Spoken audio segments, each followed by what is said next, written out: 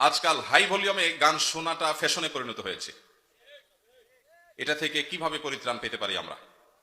ভাইরা আমার, হাই ভলিউমে যারা গান শুনে তারা আসলে কি গান শুনে না শোনায়? নিজে শুনতে হলে তো খুব বেশি হাই ভলিউমে গান শোনার দরকার নেই, নিজে শোনার জন্য তো লো ভলিউমে গান শোনাটা যথেষ্ট। যারা গান শুনতে চায়, মানুষ আছে একজন বা দুইজন এক জায়গায়, কিন্তু ফুল ভলিউম দিয়ে যখন ঝাঁকানাকা গান শুনছে, পুরো এলাকা কাঁপতেছে মাটি সহ, তারা কি নিজেরা আসলে গান শুনছে না শোনাচ্ছে?